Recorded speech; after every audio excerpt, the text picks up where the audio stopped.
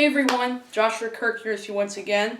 Now it's time for episode 105 of Album of the Day, in which, today I'm going to do another classics review, in which I'm here to talk about an album by a band that's, been known to become one of the most popular and successful and acclaimed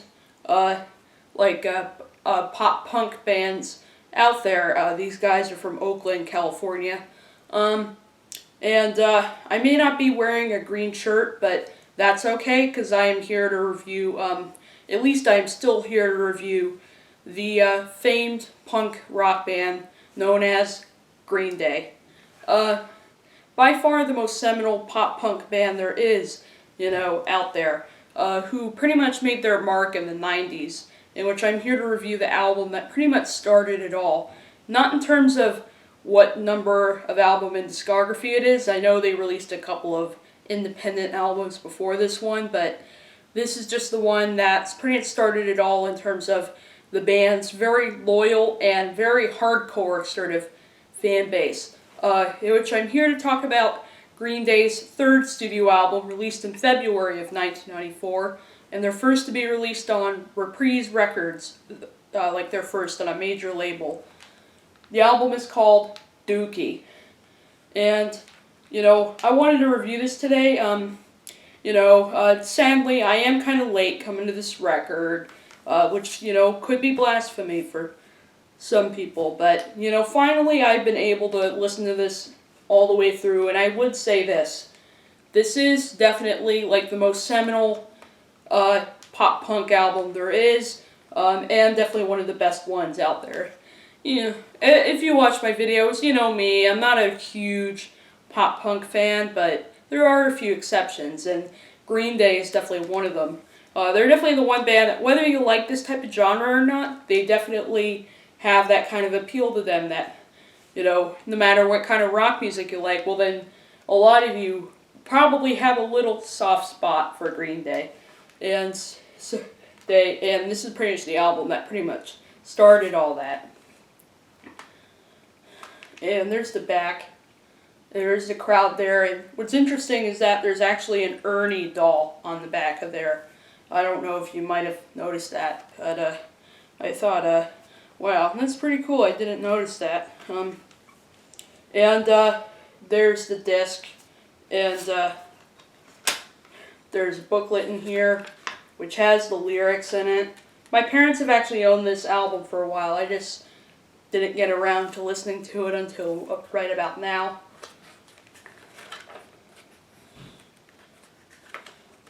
And I like how in the booklet, I like how you can't really see it, but I like how there are images in the book that fit in with sort of the subject matter of all these songs, pretty much. The skeletons, and the exploding bridge, and there's pictures of the group. Now, the lineup has always been lead singer, songwriter, and guitarist Billy Joe Armstrong, bassist and backing vocalist Mike Dirnt, and drummer Drake Trey Cool.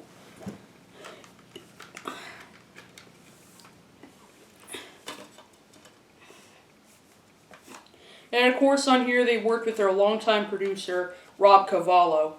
And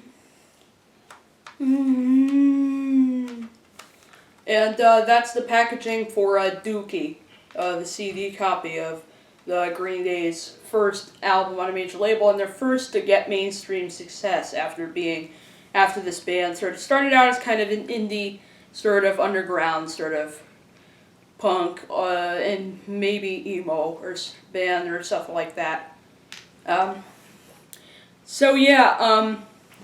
This is a record that I pretty much don't need to talk about this track by track, mostly because, pretty much everybody knows pretty much the whole point of this record, but there are a few but at least there are a few songs that I definitely want to talk a little bit about that I definitely really like from here.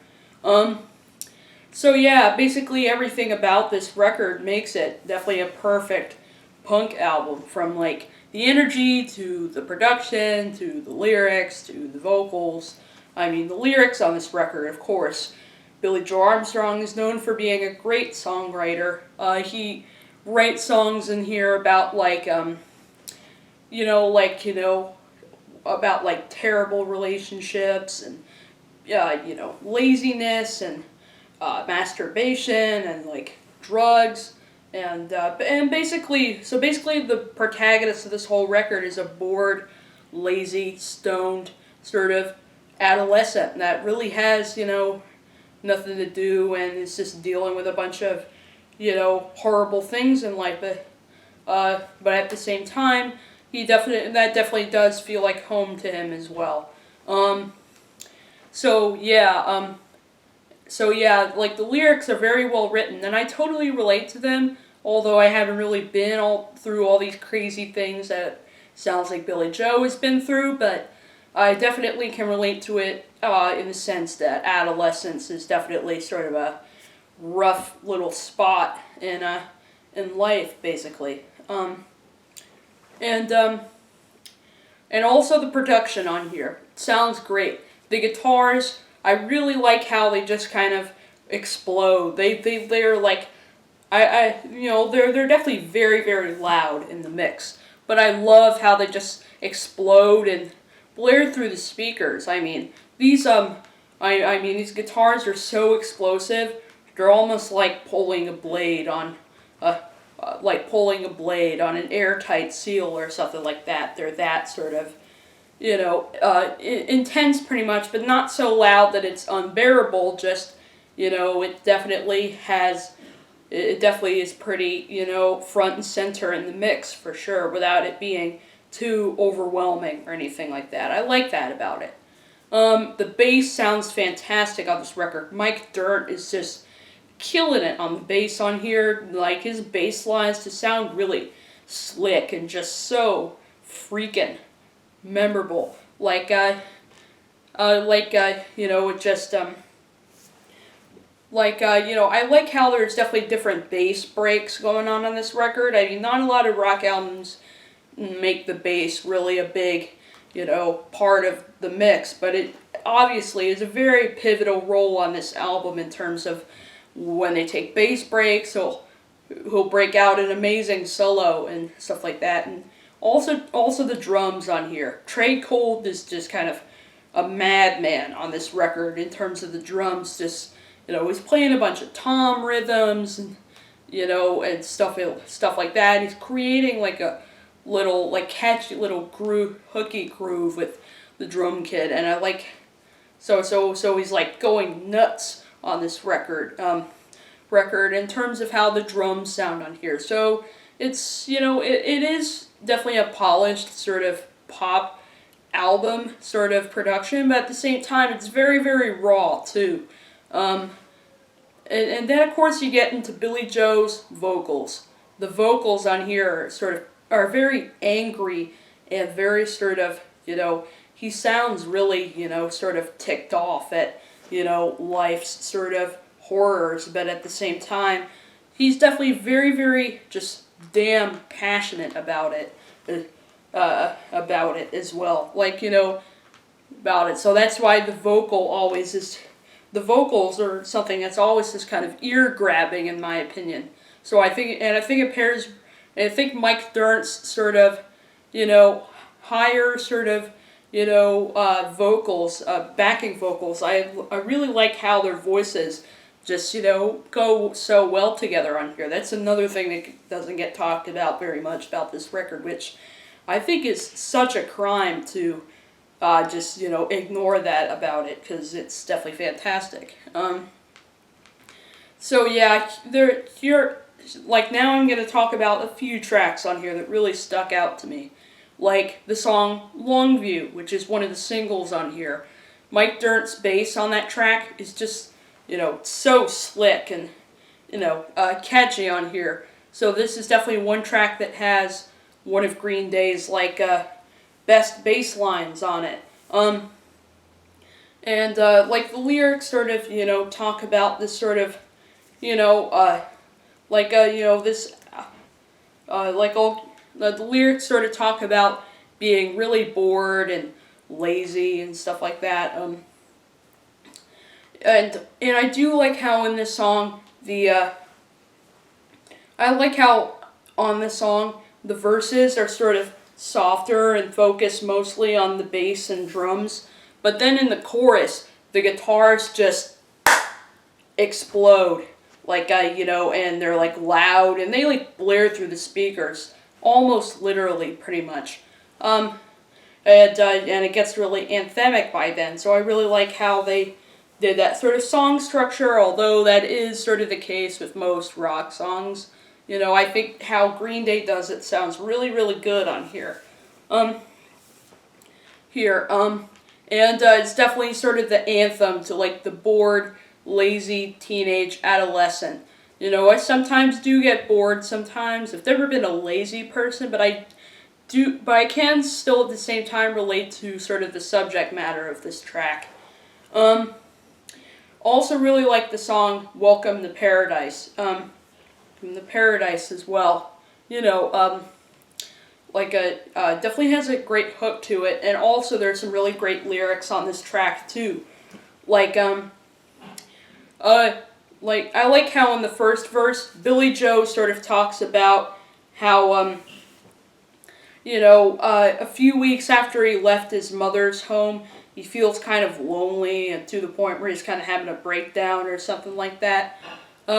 But then he sort of, feels okay with it, and then all of a sudden, being by himself starts to feel like his home to the point where he's kind of, he says, like the beginning he says, "Dear mother, can you hear me whining?" But then in the third verse he says, like, "Can you hear me laughing?" Showing that he's sort of looking on the bright side as well. So it's definitely like a, kind of a funny song at the same time. So there's definitely a little bit of humor to be found in the lyrics on this record. While it's still being kind of serious, at the same time it definitely has absurdity and sarcasm to it as well, and I love that. And plus, I think the guitars on Welcome to Paradise sound great, as well as I really like that bass break that's in the middle. Like most rock songs would, have a guitar solo in the middle, but in here you have a really slick and awesome bass solo in the middle instead, which, it's definitely which definitely shows off some of Mike Dirnt's like bass skills. He's like, he's part sort of picking while also kind of slapping it a little bit. He's like not quite picking it, not quite slapping it. He's like just making this really just, distinctive sound with it for sure. It's probably like this band probably isn't the most original or grandiose or they're definitely not one of the weirdest bands out there. They're definitely not like weird or anything like that, but they're just, they play their instruments in such a way that really no other artist can really do, especially in that sort of pop punk genre that also featured bands like Blink 182 is definitely up there as well. And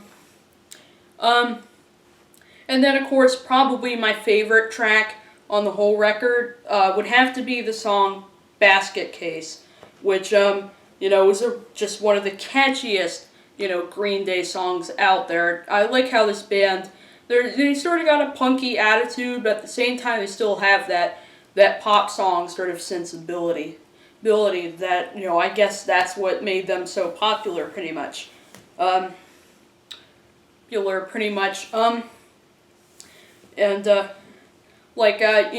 Pretty much everything about this song is fantastic. It has some of Green Day's best lyrics in it.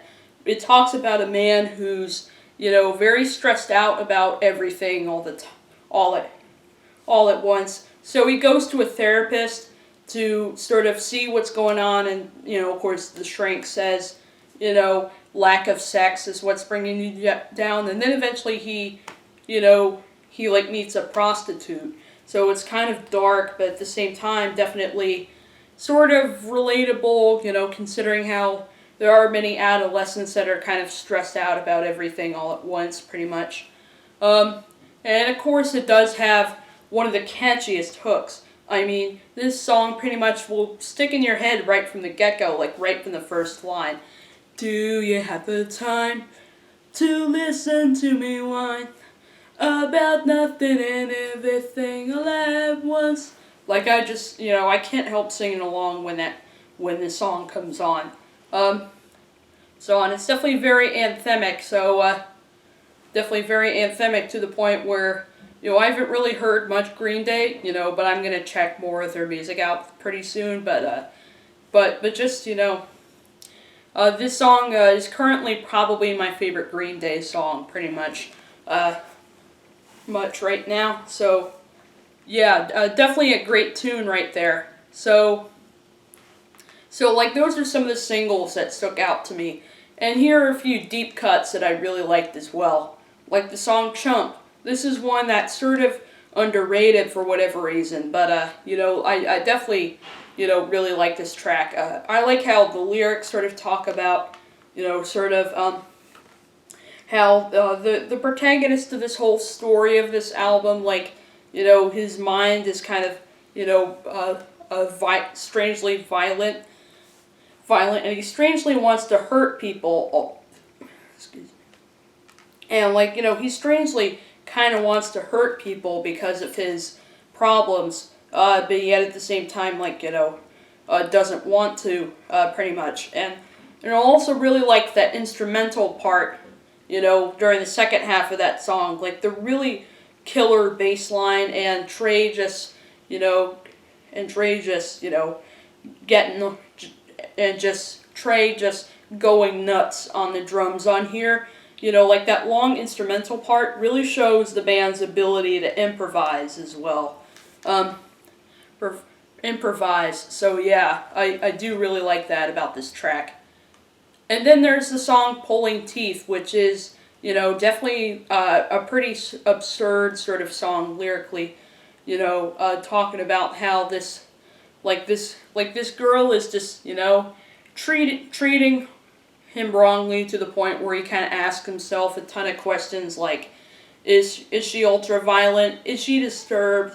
But yet, but then when he's down on his knees, he still at the same time feels like he's being taken good care but by his significant other. So yeah, it's a pretty funny song lyrically right there. And then of course, you have the opening track, Burnout, which opens the album in a very strong way with some amazing guitars and just, brilliant drum breaks from Trey in the middle of that track. And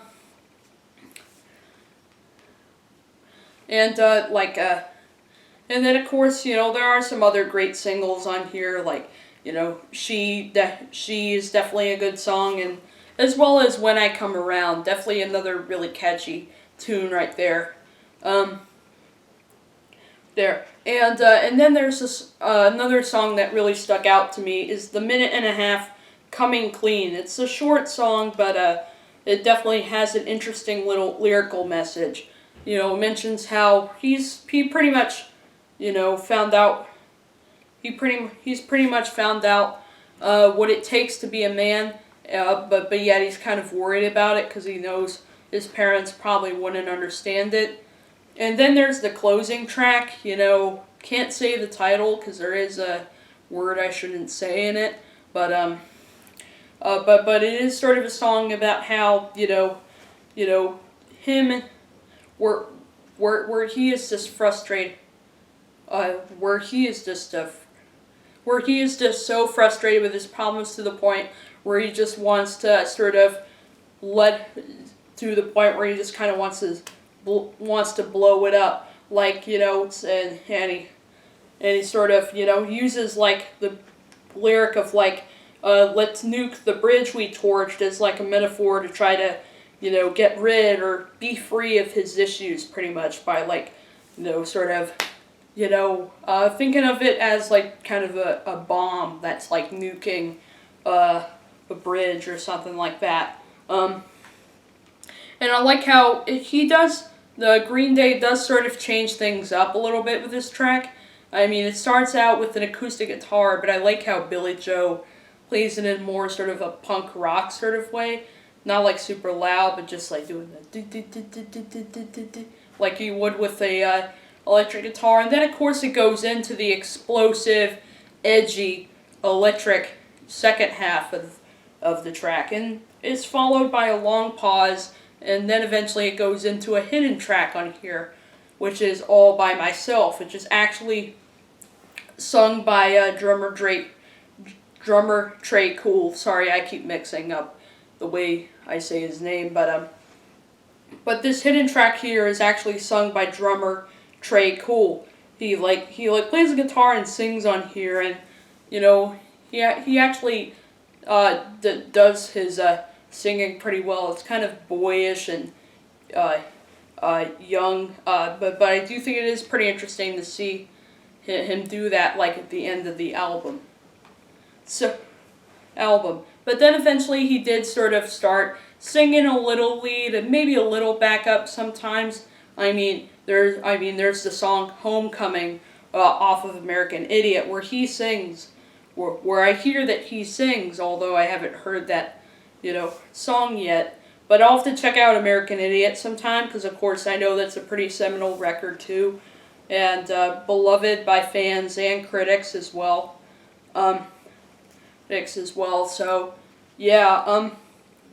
So yeah, overall, there's really not much complaints I have about this record. I mean, I have almost like no complaints about this record whatsoever. It is just, perfect. I mean, perfect. If you haven't heard this yet, I definitely, implore you to go check this out, because this is a fantastic record. But you've pretty much all heard this right about now, so I wouldn't have to worry too much about that. But yeah, Dookie is definitely, very important sort of, has now sort of become, this album's now sort of become a big deal to me, because of how quality of a punk album it is. And